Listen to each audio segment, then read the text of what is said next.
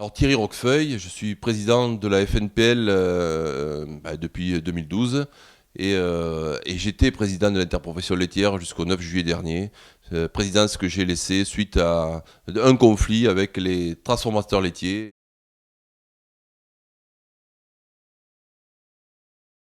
La conjoncture laitière française aujourd'hui, c'est bien sûr l'évolution du prix pour cette fin d'année. Nous sortons d'une table ronde 1er octobre où les pouvoirs publics, à travers le médiateur de la République, nous a permis d'espérer que cette fin d'année pouvait laisser augurer un prix du lait en évolution pour les 3 derniers mois de l'année.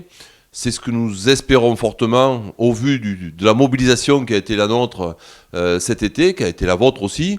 Cette mobilisation qui a permis de mettre en évidence que le marché français pouvait être une issue à une revalorisation du prix du lait à court terme, mais aussi à moyen et à long terme. Je crois que ce que nous avons fait en France, ça a été fait aussi en Espagne, en Belgique, au Danemark. L'ensemble des producteurs européens sont en train de se mobiliser pour avoir un prix du lait qui retrouve un meilleur niveau. Aujourd'hui, les coûts de production ne sont pas couverts par ce prix du lait. Et ça, c'est mon combat et notre combat à la FNPL, c'est bien sûr, avec vous, de trouver un juste revenu en étant producteur de lait. La production laitière basée en France, c'est une production d'avenir, c'est une production dynamique, puisqu'en 2014, nous avons été le premier pays européen en termes d'augmentation de volume suite à un marché très porteur en 2014. Donc aujourd'hui, nous avons bien sûr la fin des quotas avec toutes les incertitudes, notamment liées au fait que l'Europe n'affiche plus une politique laitière digne de ce nom. Il faut rebondir sur cette partie européenne. C'est ce que nous ferons à la FNPL dès la semaine prochaine aux premières rencontres européennes que nous organisons.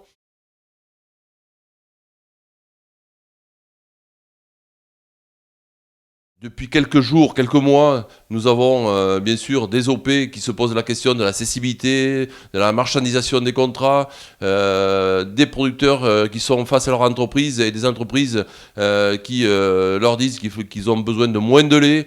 Alors tout ça, aujourd'hui, il faut garder une vision à moyen et long terme, ce que ne font pas les entreprises actuellement. Mais nous avons besoin de bâtir une filière laitière pour les années à venir et d'avoir une cohérence dans notre organisation. C'est la raison pour laquelle j'ai demandé un audit de la contractualisation au mois de mars dernier au pouvoir public. Cet audit va être rendu fin octobre et j'espère que ça nous permettra de redémarrer sur des meilleures dispositions, sachant que les contrats qui avaient été signés il y a bientôt 5 ans vont être en rediscussion et c'est cet objectif-là que l'on s'est fixé à la FNPL, c'est-à-dire repartir sur des bases contractuelles dignes de ce nom, c'est-à-dire des producteurs qui discutent et qui contractualisent avec des transformateurs qui croient à la filière laitière française. Et c'est bien sûr ce travail que nous avons besoin d'organiser et de mettre en avant au niveau national. Mais tout ça, ça se fera si bien sûr dans votre département, vous suivez bien sûr cette organisation.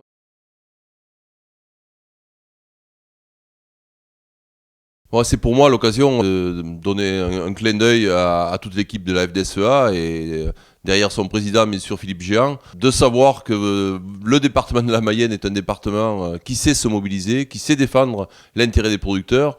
Et je crois que pour un président de la FNPL, s'appuyer sur des départements dynamiques comme Philippe sait mener ses troupes, ça nous permet d'avancer, ça nous permet de montrer que le syndicalisme de revendication est un syndicalisme aussi de proposition.